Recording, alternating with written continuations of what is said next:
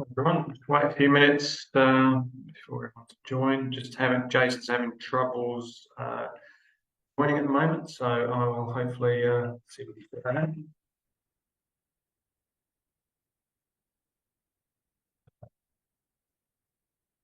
What is that?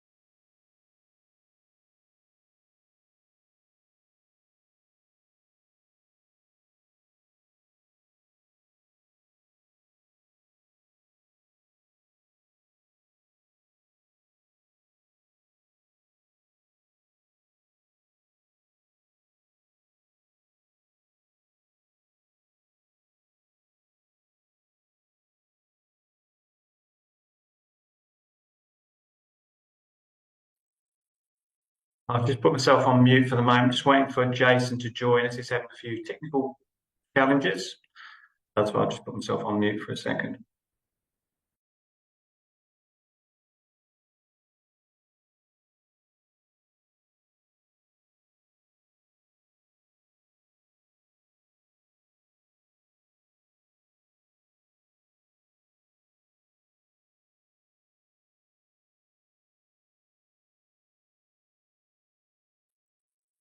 Hi, Jason.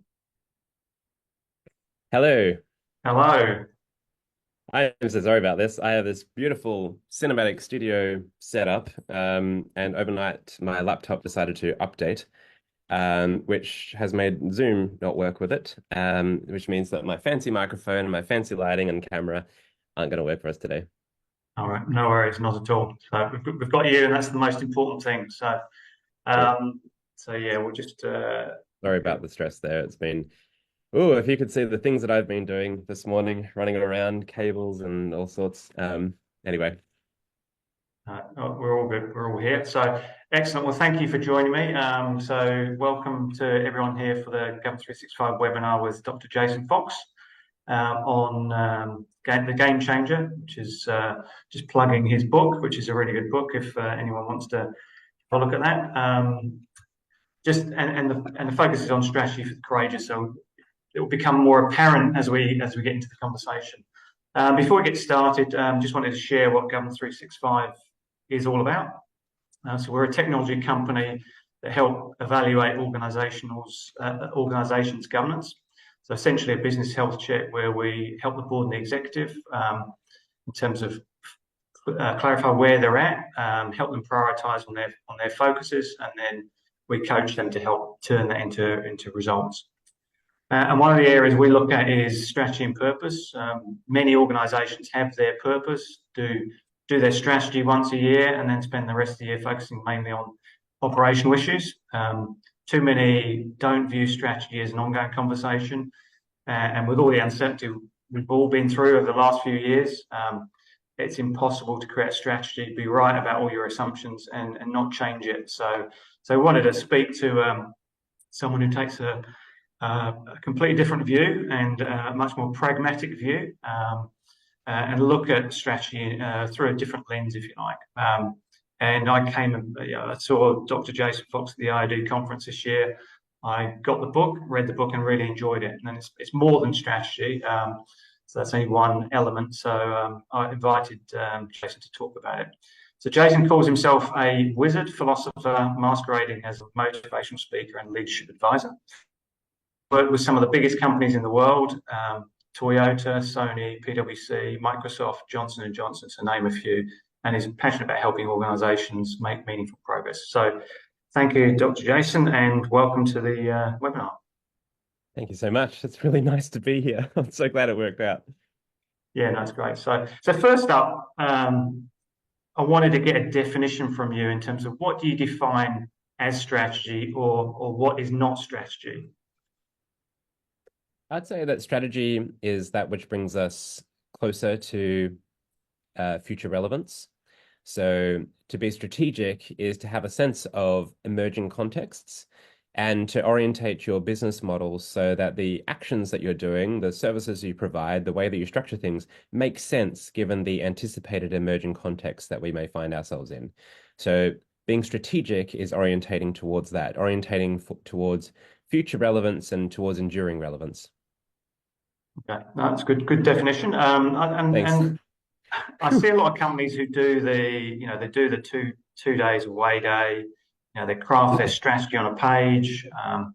They then sort of convert that into some plans, and then strategy sort of gets put away and doesn't get talked about. Can you give me your experience or stories around organisations you've seen do this, and what's a better approach? It happens so often, and I think there's some nomenclature around strategic offsite, like it's just become the default accepted thing that you do. The reason being is because most of the time, most executives are so busy doing the operational work that they don't actually have time to think. They're almost, as I say, too busy for meaningful progress. And so it does make sense to create a disruption to allow people to come together to have the conversations they don't normally get time to have. So I do a lot of work with strategic offsites. I think they're vital, absolutely essential. But it's not the place that strategy is really, it's not the place that strategy is created necessarily. It's a place that allows for the conversations to happen where folks can ask each other the questions they're asking themselves. They can compare notes around the patterns and trends that they're seeing. They can sense into possibilities in the future. And in that sense, a strategic offsite is the genesis for what I would call the precursor to strategy, the kind of questing element, the chance for curiosity and for some thinking beyond the default to flourish. Because the actual work of translating that into meaningful strategy doesn't always happen in synchronous real-time formats. And so it's so hence why it's clear to be like, cool, strategic offsite, it's a good idea, but this is not the magic wand to produce a strategy. And folks that do approach it like that, they'll usually have some pattern of a bloated agenda in 15-minute increments that just feels like an overwhelm. And at the end of the day, people will be staring at a set of goals that looks eerily similar to last year's goals, and they'll call it good strategy. And I think that misses the opportunity completely. So you talk there about questing elements. So I know you talk about that in your book. Can you tell me more about what a quest is and Yeah. Well, so my first book, The Game Changer, which looked at the science of motivation with the power of game design to influence and shape culture and behavior, that came out just before gamification became a buzzword. So as I was writing that, gamification wasn't really an established term. And then my book came out, and then a lot of executive teams wanted me to come in and help them gamify their workplace, gamify their product line, gamify this and that. And the frustration I often had, as my background in PhD is in complexity science and motivation behavior, my frustration was that often executive teams were seeking a quick fix, an easy solution just to kind of whack in and implement that might give some short wins, but may also cause unintended consequences and sabotage mid to long-term goals. And consistently, I found that there was a lack of curiosity, a lack of ability to stay in the tension of the unknown. And so, if we think about defaults being the options we choose automatically in the absence of viable alternatives, the only way we can venture beyond the default is to find viable alternative options to the default. And that is where a quest-like approach serves us so well. I consider questing to be the precursor to strategy.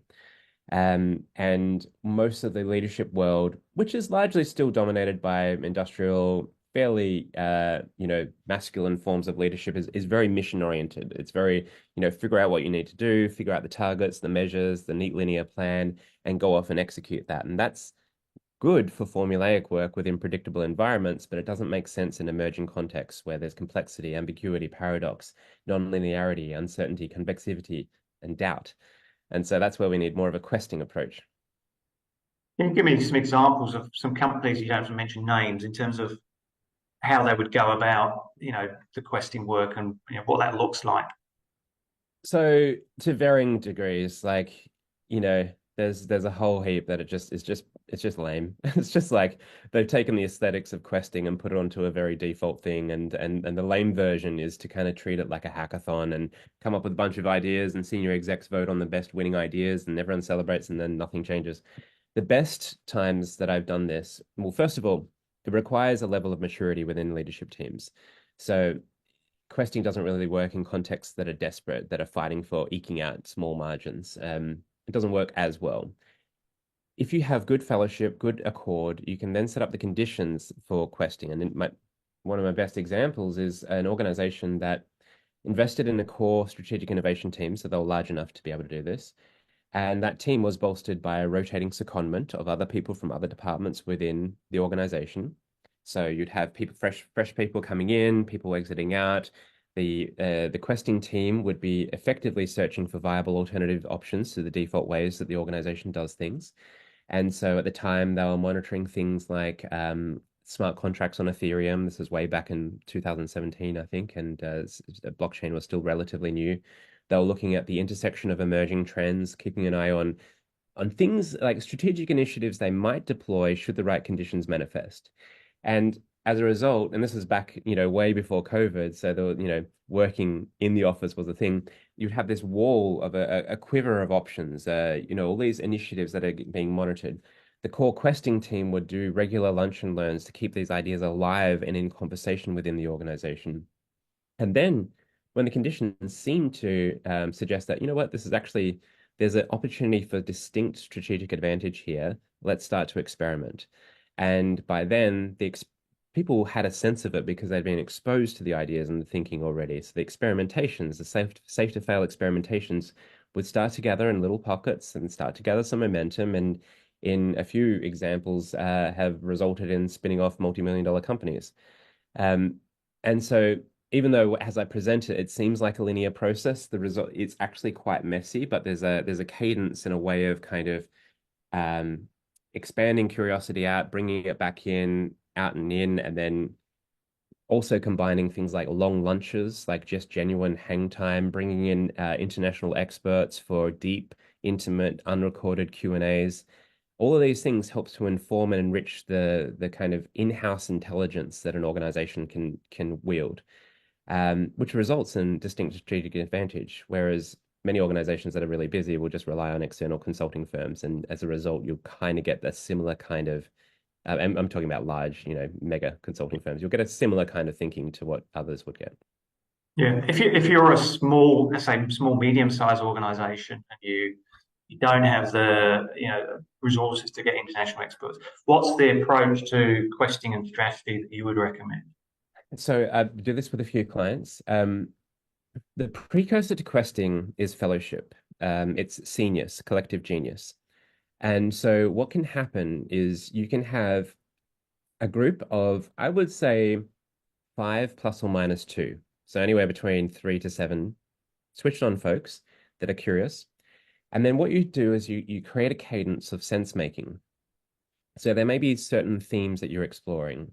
Right now, the topic on everyone's mind is artificial intelligence. This is stuff that I was helping clients with many, many years ago. Of course, it's going through an exponential boom at the moment. There's There's other categories and domains, like some folks are looking at real world assets, some folks are looking at uh, better kinds of nature-based carbon sequestration and how that translates. You can set themes up and then set up a cadence where a different person nominates a podcast or an article or something to read at depth, which people do as their homework. And then when they meet for their sense making, well, I call them sense making skulks. I have a thing with foxes. So a group of foxes is a skulk, and fox-like thinking is where you're kind of broad and adaptive. You get together, you talk, and you create space for discussion around these things. And then over maybe a season, maybe it takes you 5 months, you'll start to notice patterns and themes, consistent intuitive awarenesses and reckonings of like, this is actually important, or this keeps coming up. I think we should investigate in this. And provided that there is at least some executive authority within the team itself, you don't have to then go and you know, canvas it with others and try to get buy-in and all of that. You'll usually be able to then create the conditions to start experimenting. And small to medium enterprises have an advantage of being much more nimble. The lines of communication are much tighter. The feedback loops are much tighter, which is why much of the innovation in this world comes from small to medium enterprises, because they have the ability to do that. The challenge is we live within a distraction economy now. And there are all sorts of forces that'll keep us distracted from this deeper, less straightforward, less clear kind of thinking. But this is where we need to go to. If you want to lead, you need to step up and into complexity and paradox. And the teams that do, generally they'll find novel pathways that lead to new and enduring relevance and new value streams. And so you've got this going. You've got some themes and some areas that you're going to do some experiments on. What's the role of, in terms of, let's say, a board that they're reviewing their strategy on a more continuous basis? Some of them will have scorecards that they'll be monitoring, metrics. They go straight to from the thinking to the plans. Yeah. What's your view in terms of how they should be looking at strategy oversight? And measuring progress, meaningful progress, because you talk about meaningful progress. I do. So meaningful progress is that which brings us closer to future relevance. I contrast this to the delusion of progress, and this is where default thinking gets in the way of meaningful progress. The delusion of progress is where we become better at broadcasting the work that needs to be done, better at ticking the boxes and doing all the things than we are at actually making meaningful progress. And it's rife within many organizations. It's understandable where this comes from. In the past, we make decisions that serves previous contexts. We become familiar with these decisions and ways of working. We start to have feedback loops, metrics built around these things, and then eventually it becomes really hard to shake them off because this is what we do, and it provides a rich sense of progress. The number one breakthrough idea from the Harvard Business Review in 2010 was that our motivation, focus, attention, and behavior naturally gravitates to the things that provide the richest sense of progress. In most of our life, these are the default things with well-established feedback loops. So the challenge for folks that have scorecards is already we've got a bias towards a predetermined and established set of metrics that may not match the emerging context we find ourselves in. And look, I'm always a both and kind of person. I think that we need to oscillate, we need to be relatively fluid, but we need to keep our wits about us. And the thing that I'm often urging senior leadership teams is, well, first of all, have good fellowship. Like, if you create good relational accord amongst your leadership team, that'll extend across your organization, but also people will know and trust you, even if you're working in domains that don't have established metrics yet. The second thing I'd suggest is that we get better at qualitative sense making. This is where we make sense of value that isn't dependent upon metrics alone. Most organizations still run with a metric obsession, and these are like lag indicators that are, it's like a lot of my PhD was in goal setting. Again, goal setting works for formulaic work with predictable outcomes, but if we're sensing into the future, it's ridiculous that we predetermine a goal to narrow and fixate and incentivize when we don't know necessarily what will emerge. And that creates all sorts of behavioral distortions. It limits our ability to engage in emergent novel pathways, and it keeps us hobbled and attached to a kind of an increasingly outdated mode of thinking. So I'd loosen the grip of metrics and goals in strategic domains, and I would increase our qualitative sense-making feedback loops to determine whether we're making meaningful progress or just indulging in a rich delusion of progress. Okay. And so you've got your strategy, you've got a way of sense making on an ongoing basis. How do you engage the wider organisation? Because I've seen organisations that they'll have a big presentation. Here's our strategy. Here's our pillars. Here's our focuses, and then hope people get it and implement it. So you know. So how Because I know you look at motivation theory in your books and how you actually, connect people with strategy. So what is the best way to actually connect everyone in the organization to ensure that everyone's moving in the right direction? I don't know if this is the best way, but there are things that I think are useful. I think people are very suspicious of flash in the pan strategies or really flashy presentations and strategic launches. And I get it. People want to, launch us. Look at, we're doing the thing. I think that I personally like the approach of things like regular town halls, where these things don't come out of the blue. I like lunch and learns. You know, I like it when organizations have internal podcasts. I like it when executives do regular AMAs, like Ask Me Anythings, where you get to hear what's on people's minds about things. In essence, a lot of what I push for isn't necessarily neatly packaged, polished, or pithy. It's messy, organic, but also kind of continuous. There's an ongoing thread. We have a sense of like, yeah, I get where that strategy is coming from because of all these conversations that we've been a part of. And there is a role for propaganda. There is a role for big flashy events.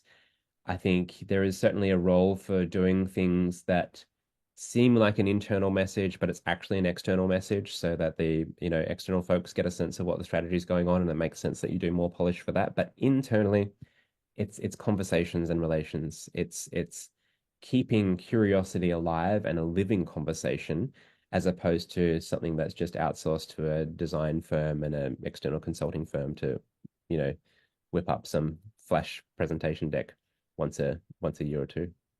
Yeah, and in terms of connecting people's roles with the wider organisation, because I've seen where people cascade down, and so here's this. We're going to cascade this down into the marketing department, the sales department, versus actually someone in the organisation saying, where does my role fit with the strategy, or where we're going, or how do I connect? So again, is there a right or wrong way around cascade down versus bottom up, top down mix?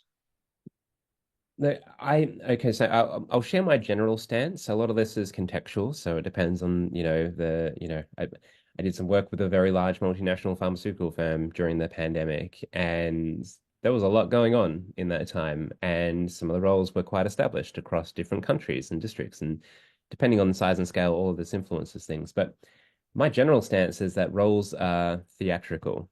So if we have a role title, it's an outward facing performative things that folks outside the organization have a sense of the role that we play.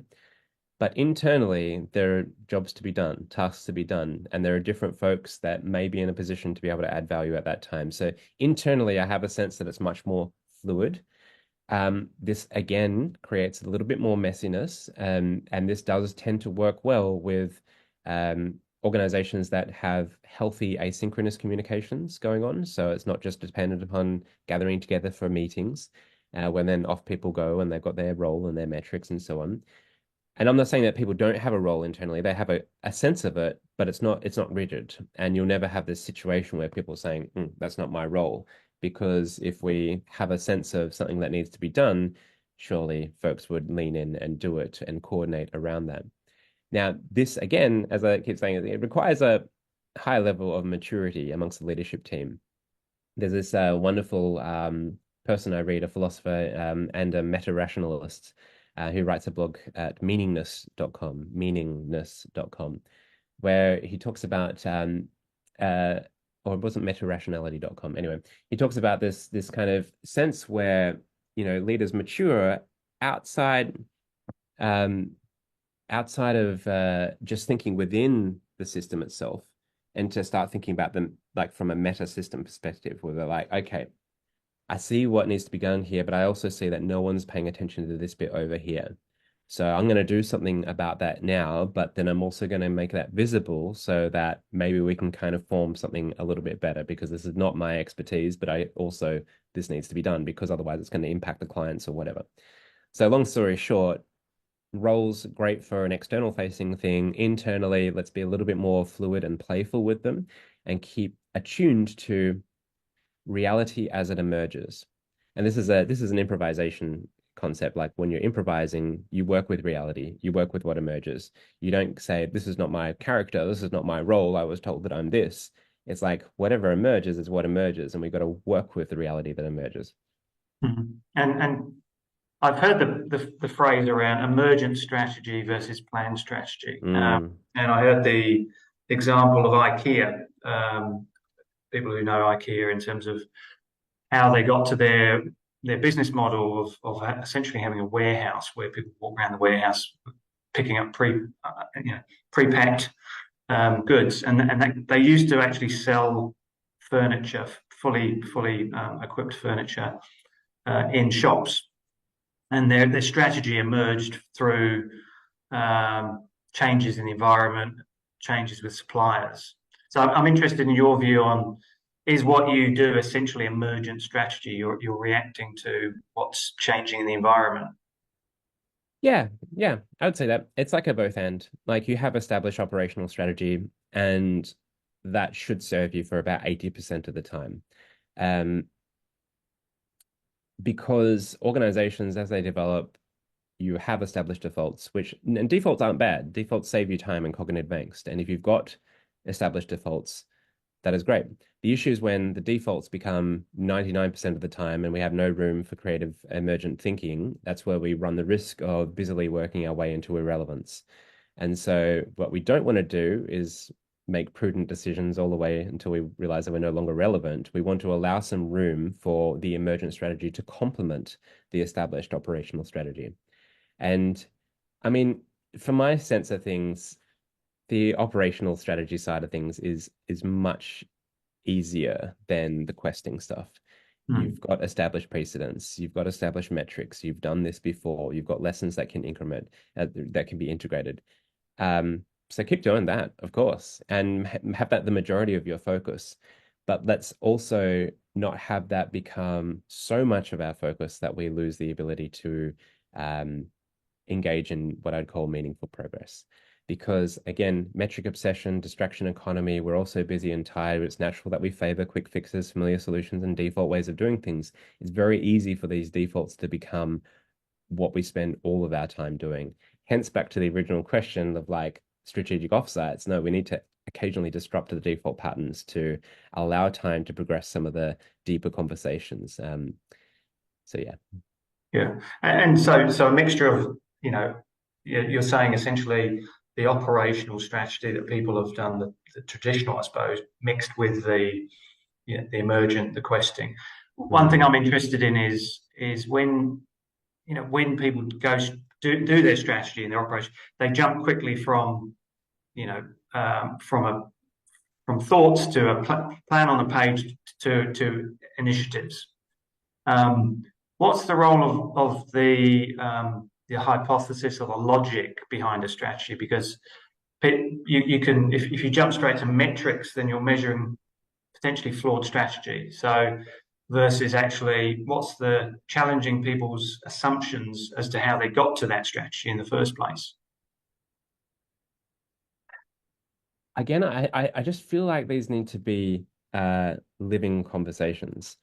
And by that, it's like, if you're in an organization, you feel like this strategy doesn't make sense anymore. It's something that you want to just be able to bring up in conversation sooner rather than wait for the official next meeting or whatever it is, or just stick to your role because that's someone else's thing and so on. You want it to be like a great example. I did some work with um I won't name the name of it, like a large health insurer a couple of weeks ago, and the leadership was really brilliant. They were saying that, they did this thing in Geelong where they'd set up branches, but the people working at the branches said to the leadership, guys, this is not the right area. Like, you're not going to attract the folks that you want here. Like, this is not the right area. And leadership listened, and even though it was pain in the ass because they'd already, set up the stores and things like that, they were able to pivot quite quickly, and the results spoke for themselves. And it would have been very easy for them to just stick to the strategy. It's like, oh, no, no, no, we've decided this, and we'll stick with this, and we'll see it through. But like having a bit more of being able to, I mean, it was pretty silly that it was decided in the first place. They probably should have been consulting beforehand. But having this all be part of a living conversation, just kind of ease up on the terminal seriousness that many organizations find themselves in. And just, again, this comes back to a healthy asynchronous comms situation where you can have people sharing what's on their mind and feeling heard rather than it all being channeled into official comms that happen at a pace way too slow for things. So leaning into that conversation there, where they actually got staff feedback, but you're saying a bit late. In terms of boards and execs tend to do the strategy, should it be more of an organisational involvement in terms of not just initially but ongoing around sense making and bringing in insights from different parts of the business? Yes, yes. Now, can I just quickly pause talking about emergent reality? My laptop has just said that it's going to go to sleep very soon, so I'm just going to do this is real time. This is it wouldn't have normally happened by this. I would have had it it would have looked beautiful, but we're getting a nice behind the scenes version. So just give me one tick to check my things.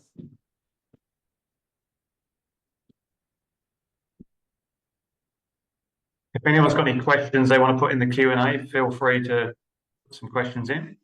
All right, I got it. And you know what? I stealth text my wife just then, and I said, "Can you bring the charger?"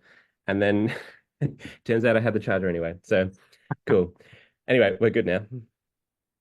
Yeah. So the question.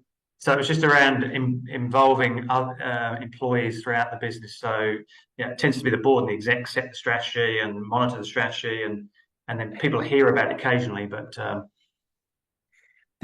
mean, there's a both ends to this, right? It and I always have to. I'm so glad you're asking these questions. These are spot on, and I'm really grateful for the opportunity to unpack this a little bit further, because often when you're like, people jump to these extremes that are fairly unworkable. They think, oh, what, involve the people? That's just going to be chaotic. And then you're going to have people that get disappointed because their pet strategy is not integrated. And then it'll create all sorts of mess and just what a headache and so on. And much better just to have the purity of executives who know the business, who can go deep and remember that, they're not just getting swept up in the people politics of it all. We can actually just do what serves the business best, and all of this is true and correct. I just think that, okay, here's a healthy balance that I think is really good. When executives are, and this, again, this depends on size and context, but when they're going to go on an offsite, there is so much good stuff that can happen before the offsite happens, where team leaders are like, okay, hey guys, I'm going to this offsite coming up here. It's actually a really rare chance for us to coordinate with other execs and other departments within the organization. Here are some of the questions on my mind that just are on my mind that I'm hoping to have a chance to explore. But what's on your mind? Like, what are some things here? And it's almost like there's a chance to have a meaningful conversation with teams before the offsite occurs. And if everyone's doing that, then at the offsite itself, there's a perception that executives go on these, fancy junkets and do very little work and then come back with some, half-baked strategy that they've just conjured out of nowhere. My experience is most of these offsites are pretty hard work and people at the end of the day pretty exhausted. I think it's wonderful that you can have executive teams having a dinner together, because the mythic quality of that does so much subtle heavy lifting for relational accord across things, and it builds friendships, and you want leadership teams to feel like they have workmates. This is powerful in many ways. But I would say that at the offsite itself, I'm always an advocate for a minimum of 2 days. So you need one night away, but possibly even 3 days, depending on budget and context, of course. Even if it's on site, whatever, there's a chance that at the end of day one, the executives can link back to their team and say, hey guys, okay, so as usual, these things got derailed a little bit. We didn't really get a chance to talk about this, but this thing emerged, which I think is quite novel. And I'm still going to try, weave some space in for those questions there. But just if anyone has any experience or thoughts regarding this or initial responses, let me know. I'll be back in with the crew at 10 a.m. tomorrow or something like that. Basically, what you're doing is you're still doing the executive-driven thing, but you're allowing opportunity for insight to come through the organization. Again, based upon good relational accord. This assumes that you have non-arsehole executives with good teams that have a level of trust and maturity, Yeah, and this comes to one of the questions, which what happens if the leadership team doesn't have a strong fellowship and it's divided? So, Yeah, this is okay. This is another thing that offsites can be very good for. When you have a skilled facilitator that can hold context, like when I work with folks, I have weaponized naivety. I can ask the taboo questions. I can notice subtle behavioral shifts in body language and the way that the tone works and stuff. And I can be like curious and be like, hey, what's going on here? I've just noticed this thing happen. And I can hold attention and resist the, premature collapse to comfortable, easy answers and actually go a little bit deeper. And this has in the past exorcised, as in EXCOR. I can't spell it. It's released the demons within the team itself, which can be cathartic. And if it's not cathartic, it can be catalyzing. It can help people realize, oh, we've actually got a real issue here that we need to address, because we can't have this fester away for another year or for how long. Um, and there's ways to mediate, there's ways to create the conditions for people to be heard and understood.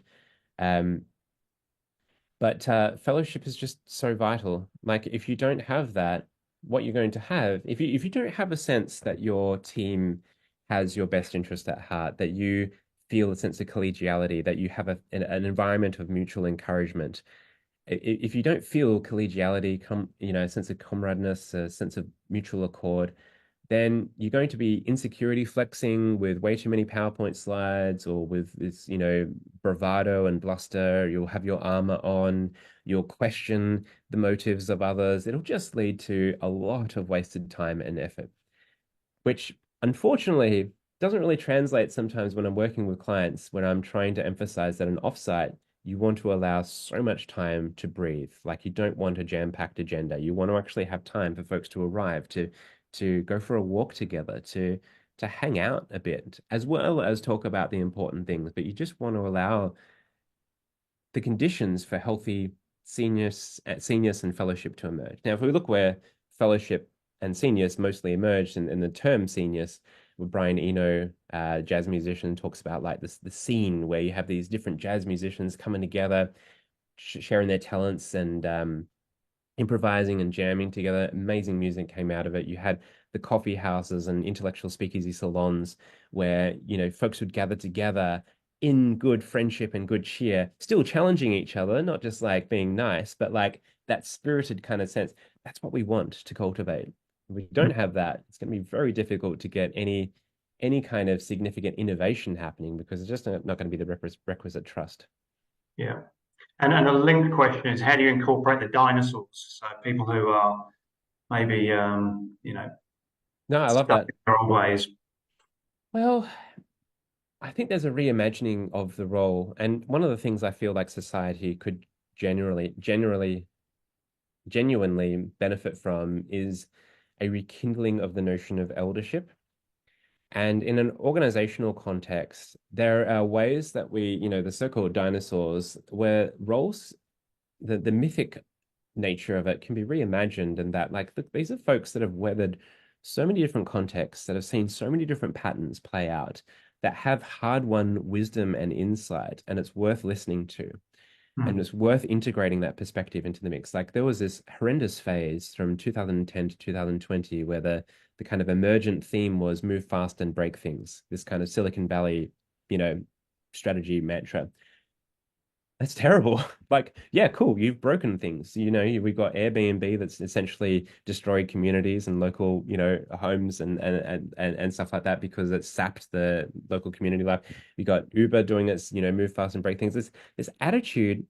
I mean, I get it from a ruthless commercial sense, but it's not the conditions that allow for mid to long-term success.